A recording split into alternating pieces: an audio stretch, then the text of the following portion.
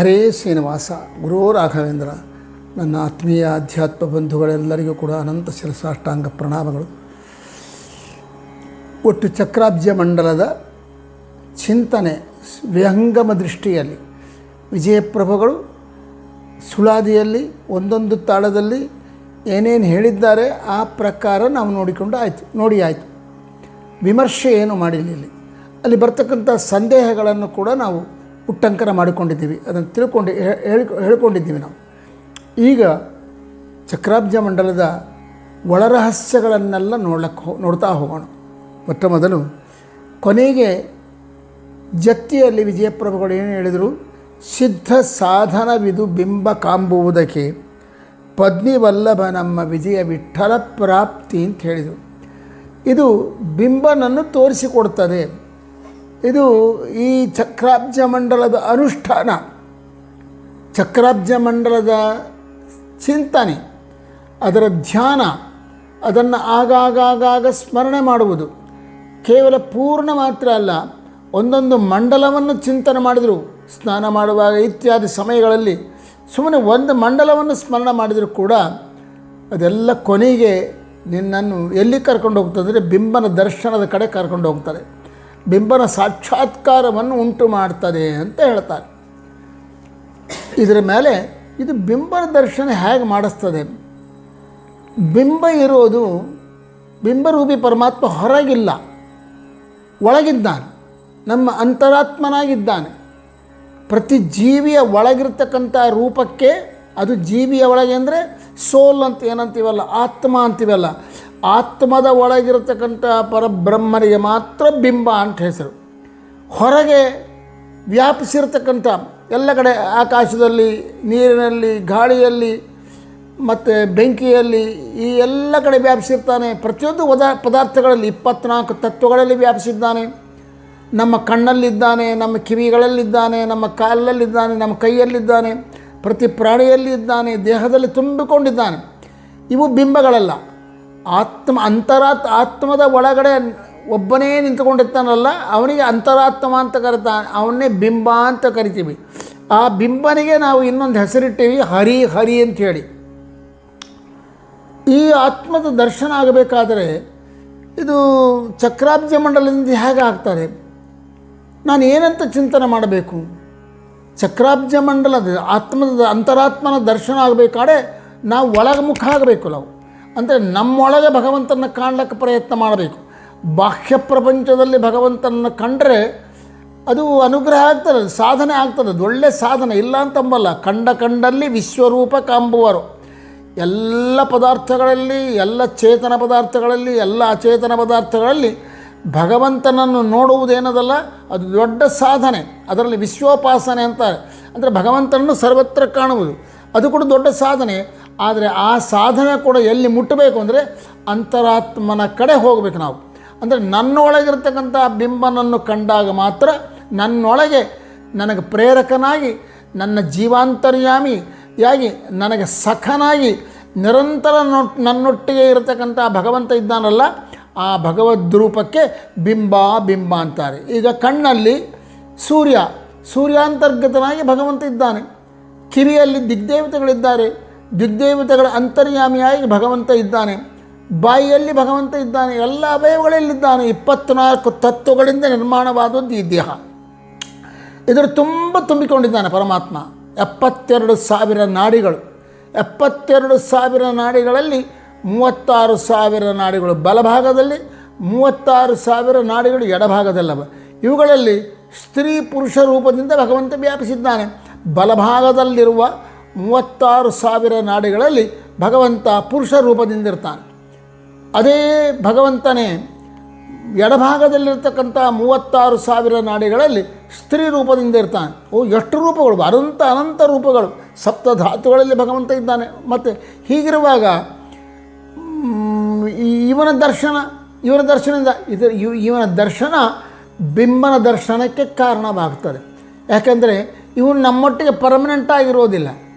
ಕಣ್ಣಲ್ಲಿರುವ ಸೂರ್ಯಾಂತರ್ಗತನಾದ ಭಾರತೀಯರ ಮನಮುಖ್ಯ ಪ್ರಾಣಾಂತರ್ಗತನಾದ ಭಗವಂತ ಎಲ್ಲಿವರೆಗಿರ್ತಾನೆ ಅಂದರೆ ಕಣ್ಣಿರೋವರೆಗಿರ್ತಾನೆ. ಕಣ್ಣು ಹೋಯಿತು ಯಾವುದೋ ಒಂದು ಆಘಾತದಲ್ಲಿ, ಕಣ್ಣು ಹೋಗಿಬಿಡ್ತದೆ, ಅಂದರೆ ಅಸಲು ಗುಡ್ಡೆ ಹೋಗಿಬಿಡ್ತದೆ ಅಂದ್ಕೊಡ್ರಿ. ಆಗ ಗುಡ್ಡು ಹೋದಾಗ, ಆ ಕಣ್ಣು ಹೋದಾಗ ಕಣ್ಣಿನ ಅಂತರ್ಯಾಮಿಯಾದ ಸೂರ್ಯ ಕೂಡ ಹೋಗಿಬಿಡ್ತಾನೆ, ದೂರ ಆಗಿಬಿಡ್ತಾನೆ. ಅವನ ಅಂತರ್ಯಾಮಿಯಾದ ಭಾರತೀಯ ರಮಣ ಮುಖ್ಯಪ್ರಾಣ ಹೋಗಿಬಿಡ್ತಾನೆ. ಅವನ ಅಂತರ್ಯಾಮಿಯಾದ ಭಗವಂತ ಕೂಡ ಹೊರಟೋಗಿಬಿಡ್ತಾನೆ. ಸೊ ಈ ಕಣ್ಣು, ಕಿವಿ, ಮೂಗು ಇವುಗಳಲ್ಲಿರ್ತಕ್ಕಂಥ ನಾಡಿಗಳಲ್ಲಿರ್ತಕ್ಕಂಥ ದೇಹ ಕೊನೆಗೆ ಒಂದು ದಿವಸ ಮೃತ್ಯು ಬಂದುಬಿಡ್ತದೆ, ದೇಹನೇ ಬಿದ್ದು ಬಿಡ್ತದೆ. ದೇಹ ಬಿದ್ದಾಗ 72,000 ನಾಡಿಗಳು ಹೋಗಿಬಿಡ್ತಾವೆ, ಅಗ್ನಿಯಲ್ಲಿ ಸುಟ್ಟು ಹೋಗಿಬಿಡ್ತಾವೆ.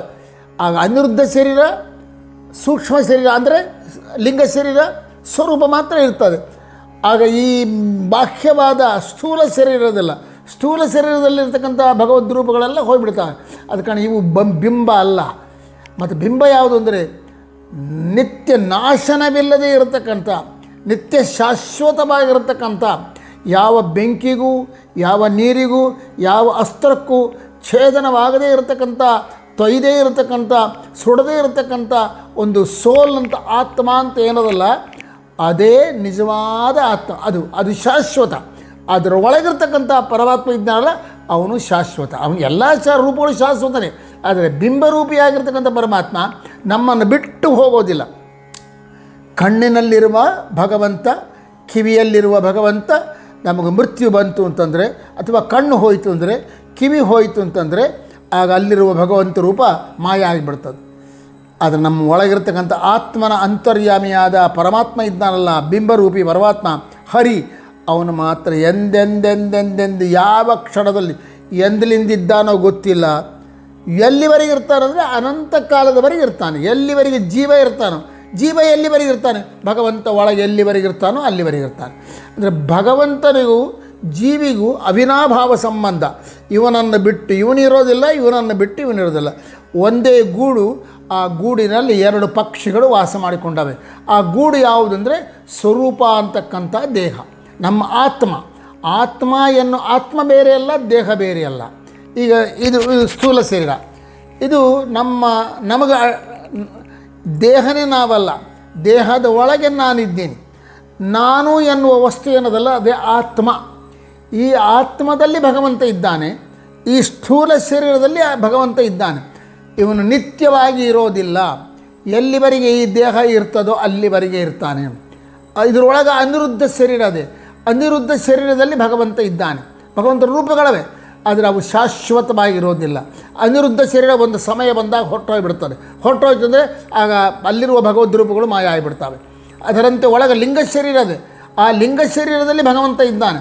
ಆ ಲಿಂಗ ಶರೀರದಲ್ಲಿರುವ ಭಗವಂತ ಎಲ್ಲಿವರೆಗೆ ಇರ್ತಾನೆ ಅಂದರೆ ಲಿಂಗ ಶರೀರ ಇರೋವರೆಗೆ ಇರ್ತಾನೆ. ಲಿಂಗ ಶರೀರ ಶಾಶ್ವತ ಅಲ್ಲ. ಶಾಶ್ವತವಾದದ್ದು ಯಾವುದು ಅಂದರೆ ನಮ್ಮ ಆತ್ಮ ಮಾತ್ರ, ಸ್ವರೂಪ ಮಾತ್ರ. ಅದು ಪರ್ಮನೆಂಟ್ ಆಗಿರ್ತಕ್ಕಂಥದ್ದು, ಅದು ಯಾವಾಗಲೂ ಇರ್ತದೆ. ಅದರೊಳಗೆ ಭಗವಂತ ಇದ್ದಾನೆ. ಆ ಭಗವಂತ ಇವನನ್ನು, ಜೀವಿಯನ್ನು ಬಿಟ್ಟಿರೋದಿಲ್ಲ. ಜೀವಿ ಭಗವಂತನನ್ನು ಬಿಟ್ಟು ಇರ್ಲಿಕ್ಕೆ ಸಾಧ್ಯ ಇಲ್ಲ. ಭಗವಂತ ಏನಾದರೂ ಜೀವಿಯಿಂದ ಅಲ್ಲೇ ಭಗವಂತನಿಗೆ ಆ ಶಕ್ತಿ ಇಲ್ವಾ? ಜೀವಿಯನ್ನು ಬಿಟ್ಟು ಹೋಗ್ತಕ್ಕಂಥ ಶಕ್ತಿ ಇಲ್ವಾ? ಅಯ್ಯೋ, ಅವನು ಸರ್ವಸಮರ್ಥ, ಏನಾದರೂ ಮಾಡಬಲ್ಲ. ಆದರೆ ಜೀವಿಯನ್ನು ಬಿಟ್ಟು ಹೋಗೋದಿಲ್ಲ. ಅವನಿಗೆ ಸತ್ಯ ಸಂಕಲ್ಪ. ಒಂದು ಸಂಕಲ್ಪ ಮಾಡಿದ ಅಂದರೆ ಅದನ್ನು ಎಂದೆಂದೆಂದೆಂದು ಚೇಂಜ್ ಮಾಡೋದಿಲ್ಲ. ಈಗ ನಾವಿರ್ತೀವಿ, ನಾವು ಒಂದು ಸಂಕಲ್ಪ ಮಾಡ್ಕೋತೀವಿ, ನಾಳೆ ಪೂಜೆ ಮಾಡಬೇಕು ಅಂತ ಸಂಕಲ್ಪ ಮಾಡ್ಕೋತೀವಿ, ಅಥವಾ ನಾಳೆ ತಿರುಪತಿಗೆ ಹೋಗಬೇಕು ಅಂತ ಸಂಕಲ್ಪ ಮಾಡ್ಕೋತೀವಿ. ಆದರೆ ಅದೃಷ್ಟ ಹೇಗೋದು ಹೇಳಕ್ಕೆ ಬರೋದಲ್ಲ. ನಾಳೆ ಮುಂಜಾನೆ ಎದ್ದು ಕೂಡಲೇ ಜ್ವರ ಬಂತು, ಪೂಜೆ ಮಾಡಲಿಕ್ಕಾಗಲ್ಲ. ನಾಳೆ ರೈಲಿಗೆ ಟಿಕೆಟ್ ಸಿಗಲಿಲ್ಲ ಅಥವಾ ಟ್ರೈನೇ ಬರಲಿಲ್ಲ, ನಾವು ತಿರುಪತಿಗೆ ಹೋಗ್ಲಿಕ್ಕಾಗಲ್ಲ. ನಮ್ಮ ಸಂಕಲ್ಪ ಸತ್ಯ ಸಂಕಲ್ಪ ಅಲ್ಲ. ಅದು ಹೋಗಲೂಬಹುದು, ಅದು ಆಗಲೂ ನಡೆಯಲೂಬಹುದು, ಆಗದೇ ಹೋಗ್ಬೋದು, ಮುಂದೆ ಆಗಬಹುದು. ಭಗವಂತಂದು ಆಗಲ್ಲ. ಅವನೊಂದು ಸಂಕಲ್ಪ ಮಾಡಿದ ಅಂದರೆ ಯಾವ ಸಮಯಕ್ಕೆ ಏನು ಮಾಡಬೇಕು ಅಂದ್ಕೋತಾನೋ ಅದು ಆಗೇ ಆಗ್ತದೆ. ಅದರಿಂದ ಚೇಂಜ್ ಎಂಬುದು ಒಂದು ಸೇರಿದೆ. ಆದ ಕಾರಣ ಅವನಿಗೆ ಸತ್ಯ ಸಂಕಲ್ಪ. ಅವನ ಸಂಕಲ್ಪಗಳು, ಅವನ ಆಲೋಚನೆ, ಅವನ ನಿಶ್ಚಯ ಅವೆಲ್ಲವೂ ಶಾಶ್ವತವಾದದ್ದು, ಸತ್ಯವಾದದ್ದು, ನಡೆದೇ ಇರ್ತಾವೆ. ಅವನೊಂದು ಸಂಕಲ್ಪ ಮಾಡಿದ್ದಾನೆ. ಏನಂತ ಯಾವ ಮಾಡಿಕೊಂಡ ಅದು ನಮಗೆ ಗೊತ್ತಿಲ್ಲ. ಜೀವಿಯನ್ನು ಬಿಟ್ಟು ನಾನಿರೋದಿಲ್ಲ. ಅವನಿಗೆ ಸಖನಾಗಿ ನಾನಿರ್ತೀನಿ, ಮಿತ್ರನಂತೆ ಇರ್ತೀನಿ, ಒಳಗೇ ಇರ್ತೀನಿ, ಅವನೊಟ್ಟಿಗೆ ಇರ್ತೀನಿ. ಅವನು ಮಲ್ಕೊಂಡ್ರೆ ನಾನು ಮಲ್ಕೋತೀನಿ, ಅವನು ಕೂತ್ರೆ ನಾನು ಕೂಡ್ತೀನಿ, ಅವನು ನಿಂತರೆ ನಾನು ನಿಂದಿರ್ತೀನಿ. ಎಲ್ಲ ಒಟ್ಟಿನ ಮೇಲೆ ಜೀವಿಯನ್ನು ಬಿಟ್ಟು ಒಂದು ಕ್ಷಣನೂ ನಾನು ಇರೋದಿಲ್ಲ ಅಂತ ಏನು ಭಗವಂತನ ಸಂಕಲ್ಪ ಅದಲ್ಲ, ಅದು ನಿತ್ಯವಾದದ್ದು, ಶಾಶ್ವತವಾದದ್ದು. ಅದ ಕಾರಣ ಬಿಂಬರೂಪಿ ಪರಮಾತ್ಮ ಶಾಶ್ವತ. ಅದ ಕಾರಣ ಒಂದು ತಿಳ್ಕೋಬೇಕು ನಾವು, ಭಗವಂತ ಸೃಷ್ಟಿ ಪ್ರಾರಂಭ ಮಾಡ್ತಾನೆ. ಸೃಷ್ಟಿ ಪ್ರಾರಂಭ ಮಾಡುವಾಗ ಎಲ್ಲ ಪ್ರಳಯ ಆಗಿಬಿಟ್ಟಿರ್ತದೆ. ಎಲ್ಲಿ ನೋಡಿದ್ರೆ ನೀರು, ಎಲ್ಲಿ ನೋಡಿದ್ರೆ ಕತ್ತಲು, ಎಲ್ಲಿ ನೋಡಿದರೂ ಒಂದು ವಟಪತ್ರ ಇರ್ತದೆ. ವಟಪತ್ರ ಒಂದು, ಇಡೀ ಜಗತ್ತೆಲ್ಲವೂ, ಜಗತ್ತಂದ್ರೆ ಜಗತ್ತೇ ಇರೋದಿಲ್ಲ, ಆ ಖಾಲಿ ಪ್ರದೇಶ ಅದು ಏನಾದಿ, ಅದಕ್ಕೆ ಎಂಡಿಲ್ಲ ಆದಿ ಇಲ್ಲ ಅಂಥ ಖಾಲಿ ಪ್ರದೇಶದಲ್ಲಿ ಆಕಾಶದಲ್ಲಿ ಜಲಮಯ ಬರೀ ನೀರನ್ನು ತುಂಬ್ಕೊಂಡ್ಬಿಡ್ತದೆ. ಯಾರ ಆ ನೀರು? ಲಕ್ಷ್ಮೀದೇವಿಯೇ ನೀರಾಗಿಬಿಡ್ತಾಳೆ. ಅದರಲ್ಲಿ ಒಂದು ವಟಪತ್ರ, ಆಲದ ಎಲೆ. ಆ ಆಲದ ಎಲೆ ಯಾರು ಅಂದರೆ ಸಾಕ್ಷಾತ್ ಭೂದೇವಿ. ಇನ್ನು ಕತ್ತಲು, ಎಲ್ಲ ಕಡೆ ಕತ್ತಲು ಇರ್ತದೆ, ಬೆಳಕೇ ಇರ್ತದೆ. ಅವನೊಬ್ಬನೇ ಆ ಪ್ರಕಾಶಮಾನನಾಗಿ ಸಣ್ಣ ಮಗುವಾಗಿ ಮಲ್ಕೊಂಡಿರ್ತಾನೆ. ಅವನೊಂದೇ ಪ್ರಕಾಶ, ಎಲ್ಲ ಕಡೆ ಕತ್ತಲು ಇರ್ತಾರೆ. ಆ ಕತ್ತಲು ಯಾರು ಅಂದರೆ ದುರ್ಗಾದೇವಿ. ಕತ್ತಲೇನೋ ದುರ್ಗಾದೇವಿ, ವಟಪತ್ರ ಏನೋ ಭೂದೇವಿ, ಶ್ರೀದೇವಿ, ಆ ನೀರೇನು ಶ್ರೀದೇವಿ. ಇಂಥ ದೊಡ್ಡ ಪ್ರಳಯ, ಆ ಪ್ರಳಯ ಮುಗಿತದೆ. ಮುಗಿದ ಮೇಲೆ ಭಗವಂತ ಹೇಳ್ತಾನೆ, ಲಕ್ಷ್ಮೀದೇವಿಯ ಪ್ರಾರ್ಥನೆಗೆ ಅನುಗುಣವಾಗಿ ಸೃಷ್ಟಿ ಪ್ರಾರಂಭ ಮಾಡ್ತಾನೆ. ಮೊದಲು ಏನು ಮಾಡ್ತಾನೆ? ತನ್ನನ್ನು ತಾನು ಸೃಷ್ಟಿ ಮಾಡ್ಕೋತಾನೆ. ತಾನು ಒಬ್ಬನೇ ಇರ್ತಾನೆ. ಅವನಿಗೆ ಶೂನ್ಯ ಅಂಥೇಳಿ ಪ್ರಳಯ ಮುಗಿದ ಕೂಡಲೇ ಆ ಶೂನ್ಯನೇ ನಾರಾಯಣ ಅಂತ ಅನಿಸ್ಕೋತಾನೆ. ಇಂಥ ನಾರಾಯಣ ರೂಪಿಯಾದ ಪರಮಾತ್ಮ ಏನು ಮಾಡ್ತಾನೆ? ಸರಿ, ಲಕ್ಷ್ಮಿ ಪ್ರಾರ್ಥನೆ ಮಾಡ್ತಾ ಇದ್ದಾಳೆ, ಜಗತ್ ಸೃಷ್ಟಿ ಮಾಡಬೇಕು ಅಂಥೇಳಿ ಜಗತ್ತನ್ನು ಸೃಷ್ಟಿ ಮಾಡಲಿಕ್ಕಾಗಿ ಮೊದಲು ತನ್ನನ್ನು ತಾನು ಅಭಿವ್ಯಕ್ತ ಮಾಡ್ತಾನೆ. ಅನಿರುದ್ಧ, ಪ್ರದ್ಯುಮ್ನ, ಸಂಕರ್ಷಣ, ವಾಸುದೇವ ಎಂಬ 4 ರೂಪಗಳನ್ನು ಪ್ರಕಟ ಮಾಡ್ತಾನೆ. ಆ 4 ರೂಪಗಳಿಂದ ಅನಂತ ರೂಪಗಳು ಬರ್ತಾವೆ. ದೀಪದಿಂದ ದೀಪ ಪರಮಟ್ಟಂತೆ. ಒಂದು ದೊಡ್ಡ ದೀಪ ಇದ್ದರೆ ಆ ದೀಪದಿಂದ ಅನಂತ ದೀಪಗಳನ್ನು ಅಂಟಿಸ್ತಾ ಹೋದ. ಒಂದು ಮೊಂಬತ್ತಿ ಇದ್ದರೆ ಸಾಕು, ಒಂದು ಮೊಂಬತ್ತಿಯಿಂದ ಕೋಟಿ ಮೊಂಬತ್ತಿಗಳನ್ನು ಬೆಳಗಿಸ್ಬೋದು ನಾವು. ಆಟೋಮೆಟಿಕ್ಕಾಗಿ ಎಲ್ಲ ಬೆಳಗ್ತಾವೆ. ಅದೇ ಪ್ರಕಾರ ಭಗವಂತ ತನ್ನ ಅನಂತ ರೂಪಗಳನ್ನು ಅಭಿವ್ಯಕ್ತ ಮಾಡ್ತಾನೆ. ಆದರೆ ಒಂದು ರೂಪಗಳ ಅವ್ಯಾವು ಅಂದರೆ ಬಿಂಬರೂಪಗಳು, ಜೀವಿ ಒಳಗಿರ್ತಕ್ಕಂಥದ್ದು. ಅವು ಪ್ರಕಟ ಆಗಲ್ಲ, ಹೋಗಲ್ಲ. ಇವೆಲ್ಲ ಮತ್ತೆ ಪ್ರಳಯ ಬಂತು ಅಂದ್ಕೊಳ್ರಿ. ಪ್ರಳಯ ಬಂದ ಕೂಡಲೇ ತಾನು ಏನು ಪ್ರಕಟ ಮಾಡಿದ್ದ ಅನಿರುದ್ಧ, ಪ್ರದ್ಯುಮ್ನ, ಸಂಕರ್ಷಣ, ವಾಸುದೇವ ರೂಪಗಳು, ಆ ವಾಸುದೇವಾದಿ ರೂಪಗಳಿಂದ ದಶಾವತಾರಗಳು, ಅದರಿಂದ ವಿಶ್ವ, ತೈರಸ, ಪ್ರಾಜ್ಞಾ, ತುರ್ಯ, ಆತ್ಮ, ಅಂತರಾತ್ಮ ಅಂತಕ್ಕಂಥ 8 ರೂಪಗಳು, ಅದರಿಂದ ಬಂದಿರತಕ್ಕಂಥ ದಶಾವತಾರಗಳು, ಅದರಿಂದ ಬಂದಿರತಕ್ಕಂಥ ಕೇಶವಾದಿ 24 ರೂಪಗಳು, ಅಜಾದಿ 21 ರೂಪಗಳು, ಮತ್ತು ವಿಷ್ಣುವಾದಿ 108 ನಾಮಗಳು, ಅದರ ಮೇಲೆ ವಿಶ್ವಾದಿ 1000 ರೂಪಗಳು, ಅಜಿತಾದಿ ಅನಂತ ರೂಪಗಳು. ಇವೆಲ್ಲವೂ ಪ್ರಳಯ ಮುಗಿದ ಮೇಲೆ ಬರ್ತವೆ. ಮತ್ತು ಪ್ರಳಯ ಬಂದ ಕೂಡಲೇ ಎಲ್ಲವೂ ಹೋಗಿ ನಾರಾಯಣನಲ್ಲಿ ಸೇರ್ಕೊಂಡ್ಬಿಡ್ತವೆ. ಆದರೆ ಜೀವಾಂತರ್ಯಾಮಿಯಾದ ರೂಪ ಅಂತ ಏನದಲ್ಲ, ಅದನ್ನು ನಾವೇನಂತ ಕರೆದೀವಿ? ಬಿಂಬ ಅಂತ ಕರೆದೀವಲ್ಲ. ಆ ಬಿಂಬನಿಗೆ ಮತ್ತೊಂದು ಹೆಸರು ಕೊಟ್ಟಿವಿ ನಾವು, ಹರಿ ಅಂತ ಕರೆದೀವಲ್ಲ. ಆ ಹರಿ ರೂಪಗಳು ಮಾತ್ರ ಜೀವಿ ಅಂತ ಹೊರಗೆ ಹೋಗೋದಿಲ್ಲ. ಅದು ಪ್ರಳಯ ಬಂದರೆ ಜೀವಿಯಲ್ಲೇ ಇರ್ತದೆ. ಪ್ರಳಯ ಮುಗಿದು ಸೃಷ್ಟಿ ಆದರೆ ಜೀವಿ ಮಾತ್ರ ಸೃಷ್ಟಿಗೆ ಬರ್ತಾನೆ ಹೊರತಾಗಿ ಭಗವಂತನ ರೂಪಗಳು ಅದರೊಳಗೆ ಪ್ರವೇಶ ಮಾಡ್ತಾವೆ ಎಂಬುದು ಇಲ್ಲವೇ ಇಲ್ಲ. ಜೀವಿಯನ್ನು ಆಶ್ರಯ ಮಾಡಿಕೊಂಡು ಜೀವಿಯ ಒಳಗೆ ಜೀವಾಧಾರಕನಾಗಿ ಜೀವಾಂತರ್ಗತ ಜೀವ ನಿಯಾಮಕ ಜೀವ ವಿಲಕ್ಷಣ ಜೀವನದಾಂ ಜೀವಾಧಾರಕ ಜೀವರೂಪಿದ ಜೀವ ಭವಜನಕ ಜೀವೇಶ್ವರ ತವ ದಾಸೋಹಂ ಜೀವಾಂತರ್ಯಾಮಿಯಾಗಿ ಜೀವದಿಂದ ವಿಲಕ್ಷಣನಾಗಿ ಜೀವಿಗೆ ಪ್ರೇರಕನಾಗಿ ಜೀವಿಗೆ ಸತ್ತಾಪ್ರದನಾಗಿ ಒಳಗಿರ್ತಾನಲ್ಲ ಭಗವಂತ. ಅದಕ್ಕೆ ಬಿಂಬರೂಪ ಅಂತಾರ ಅಂತಂದಲ್ಲ. ಆ ಬಿಂಬರೂಪಗಳು ಮಾತ್ರ ಪ್ರಳಯ ಕಾಲದಲ್ಲಿ ಬರೋದಾಗಲಿ, ಸೃಷ್ಟಿ ಕಾಲದಲ್ಲಿ ಪ್ರಳಯ ಕಾಲದಲ್ಲಿ ಒಳಗೆ ಹೋಗೋದಾಗಲಿ, ಅದು ಅದೃಶ್ಯವಾಗುವುದಾಗಲಿ, ಪ್ರಳಯ ಮುಗಿದ ಮೇಲೆ ಮತ್ತೆ ಹೊರಗೆ ಬರುವುದಾಗಲಿ ಅಂಬೋದೇ ಇಲ್ಲ. ಎಲ್ಲಿ ಬರೀ ಜೀವರು ನಿತ್ಯರು, ಭಗವಂತ ನಿತ್ಯನಾದ ಭಗವಂತ ನಿತ್ಯರಾದ ಸಕಲ ಜೀವರಲ್ಲಿ ಅಂತರ್ಯಾವಿಯಾಗಿ ಒಳಗೆ ಇದ್ದೇ ಇದ್ದಾನೆ. ಎಲ್ಲಿವರೆಗಿರ್ತಾನೆ? ಮೋಕ್ಷದಲ್ಲೂ ಇರ್ತಾನೆ. ಆ ಮೋಕ್ಷ ಯಾವಾಗ ಆಗ್ತದೆ? ಮುಗೀತದೆ. ಮುಗಿಯೋದೆಂಬುದೇ ಪ್ರಶ್ನೆ ಇಲ್ಲ. ಅನಂತ ಜೀವರಾಶಿಗಳು, ಅದರಲ್ಲಿ ಅನಂತ ಜೀವರಾಶಿಗಳು ಹೇಗೆ? ಸೃಜ್ಯರು, ಅಸೃಜ್ಯರು, ಮುಕ್ತರು ಅಂತ ಮೂರು. ಅಂದರೆ ಸೃಷ್ಟಿಗೆ ಬರದೇ ಇರತಕ್ಕಂಥ ಜೀವರಾಶಿ ಬೇರೆ ಅದು. ಅದು ಎಷ್ಟದನ ಊಹೆ ಮಾಡಲಿಕ್ಕೆ ಸಾಧ್ಯ ಇಲ್ಲ. ಸೃಷ್ಟಿಗೆ ಬಂದ ಜೀವರಾಶಿ ಅಂತ ಒಂದದೆ. ಮತ್ತು ಮುಕ್ತರಾದವರು ಅಂದರೆ ಈ ಶರೀರದಿಂದ ಬಂಧನದಿಂದ ಬಿಡುಗಡೆ ಹೊಂದಿ ಅಂದಂತಮಸ್ಸು ಮತ್ತು ಸಾಂತಾನಾದಿ ಲೋಕಗಳು, ಮೋಕ್ಷ, ಶ್ವೇತದ್ವೀಪ, ಅನಂತಾಸರ, ವೈಕುಂಠ ಅಂತಕ್ಕಂಥ ಆ ಲೋಕಗಳಲ್ಲಿ ಇರ್ತಕ್ಕಂಥ ಜೀವರಿದ್ದಾರಲ್ಲ, ಇವರು ಅನಂತವಾಗಿದ್ದಾರೆ. ಈ ಎಲ್ಲ ಜೀವರಲ್ಲಿ ಅನಾದಿಯಿಂದ ಭಗವಂತ ತುಂಬಿಕೊಂಡಿದ್ದಾನೆ. ಅವನಿಗೆ ಬಿಂಬ ಅಂತಾರೆ. ಇಂಥ ಬಿಂಬರೂಪಿಯಾದ ಪರಮಾತ್ಮ ಸೃಷ್ಟಿ ಕಾಲದಲ್ಲಿ ಹೊರಗೆ ಬರುವುದಾಗಲಿ ಪ್ರಳಯ ಕಾಲದಲ್ಲಿ ಅದೃಶ್ಯವಾಗುವುದಾಗಲಿ ಇಲ್ಲವೇ ಇಲ್ಲ. ಅದೇ ಭಗವಂತನ ನಾರಾಯಣಾದಿ ರೂಪಗಳು ಅಂತ ಏನವಲ್ಲ, ವಾಸುದೇವ, ಸಂಕರ್ಷಣ, ಪ್ರದ್ಯುಮ್ನ, ಅನಿರುದ್ಧ ಇವೇನು ರೂಪಗಳವಲ್ಲ, ಇವೆಲ್ಲವೂ ಸಮಯ ಬಂದಾಗ ಹೊರಗೆ ಬರ್ತಾವೆ, ಸಮಯ ಬರದೇ ಇದ್ದಾಗ ಒಳಗೆ ಲೀನವಾಗಿ ಇರ್ತವೆ. ಪ್ರಳಯ ಕಾಲದಲ್ಲಿ ಎಲ್ಲವೂ ಹೋಗಿ ನಾರಾಯಣ ರೂಪದಲ್ಲಿ ಲೀನವಾಗಿ ಬಿಡ್ತವೆ. ಮತ್ತು ಪ್ರಳಯ ಕಾಲ ಮುಗಿದು ಸೃಷ್ಟಿ ಬಂದರೆ ಆ ನಾರಾಯಣ ರೂಪದಿಂದ ಎಲ್ಲವೂ ಹೊರಗೆ ಬರ್ತದೆ. ಇದು ಶಾಸ್ತ್ರಸಮ್ಮತವಾದ ಈ ಬಿಂಬರೂಪ ಎಂಬುದು ಹೊರಗೆ ಬರೋದಿಲ್ಲ. ಮತ್ತು ಇಂಥ ಬಿಂಬನ ದರ್ಶನ ಆಗಬೇಕಾದ್ರೆ ನಾವು ಎಲ್ಲಿ ನೋಡಬೇಕು? ನಮ್ಮೊಳಗೆ ನಾವು ನೋಡಬೇಕು ಹೊರತಾಗಿ ಹೊರಗೆ ಬಿಂಬನ ನೋಡಿದ್ರೆ ನಿಮ್ಮೊಳಗೆ ಬಿಂಬ ನಮಗೆ ಕಾಣಿಸೋದು ಪ್ರಶ್ನೆ ಇಲ್ಲ. ನಿಮ್ಗೆ ನಿಮ್ಮ ಬಿಂಬ ದರ್ಶನ ಆಗಬೇಕು, ನನಗೆ ನನ್ನ ಬಿಂಬ ದರ್ಶನ ಆಗಬೇಕು.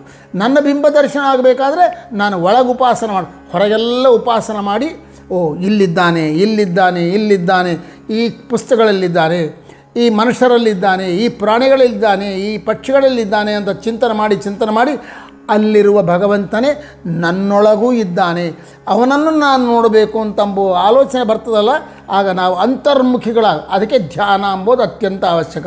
ಧ್ಯಾನ ಹೊರಗಿನ ಬಾಹ್ಯ ಪ್ರಪಂಚದ ಭಗವಂತ ರೂಪಗಳನ್ನು ನೋಡೋದಕ್ಕಲ್ಲ, ಒಳಗಿರ್ತಕ್ಕಂಥ ನಮ್ಮೊಳಗಿರ್ತಕ್ಕಂಥ ನಮ್ಮ ದೇಹವನ್ನು ವ್ಯಾಪಿಸಿ ನಮ್ಮ ಸ್ವರೂಪವನ್ನು ವ್ಯಾಪಿಸಿ ನಿಂತಿರ್ತಕ್ಕಂಥ ಭಗವಂತನನ್ನು ಕಾಣಲಿಕ್ಕಾಗಿ ವ್ಯವಸ್ಥೆ ಮಾಡಿರ್ತಕ್ಕಂಥದ್ದು. ಇಂಥ ಬಿಂಬನ ದರ್ಶನ ಬೇಕಾದ್ರೆ ನಾವು ಅಂತರ್ಮುಖಿಗಳಾಗಬೇಕಲ್ಲ. ಮತ್ತು ಚಕ್ರಾಬ್ಜ ಮಂಡಲ ಅದು ಬರೀ ಮಂಡಲಗಳು. ಆ ಮಂಡಲದಲ್ಲಿ ಒಂದು ಗುಂಡುಗಳು, ಅದರ ಮೇಲೆ ತ್ರಿಕೋಣ, ಅದರ ಮೇಲೆ ಮತ್ತೊಂದು ಚಕ್ರ, ಅದರ ಮೇಲೆ ಮತ್ತೊಂದು ಚಕ್ರ, ಅದರಲ್ಲಿ ಪದ್ಮದ ದಳಗಳು ಇವಿರ್ತವೆ. ಇದರಲ್ಲಿ ಭಗವಂತನ ಉಪಾಸನ ಮಾಡಿದರೆ ಬಿಂಬ ದರ್ಶನ ಹೇಗಾಗ್ತದೆ ಅಂದರೆ, ಈ ಚಕ್ರಗಳೇನವಲ್ಲ ಮಂಡಲಗಳು, ಇವು ಮಂಡಲಗಳಂದರೆ ಏನು ಅಂದುಕೊಂಡೀಯ? ಇದು ಯಾತಕ್ಕೆ ಪ್ರತೀಕ ಅಂತಂದಾಗ, ಮಧ್ಯದಲ್ಲಿರುವ ಘೃಣಿನಾಮಕ ಪರಮಾತ್ಮನಿಂದ ಕೂಡಿಕೊಂಡಿರ್ತಕ್ಕಂಥ ಮಂಡಲ ಅದಲ್ಲ, ಅದೇ ನಮ್ಮ ಆತ್ಮ, ಅದೇ ನಮ್ಮ ಸೋಲ್. ಅದರ ಮೇಲೆ ಇರ್ತಕ್ಕಂಥ ತ್ರಿಕೋಣ ಏನದಲ್ಲ, ಆ ತ್ರಿಕೋಣನೇ ಲಿಂಗ ಶರೀರ.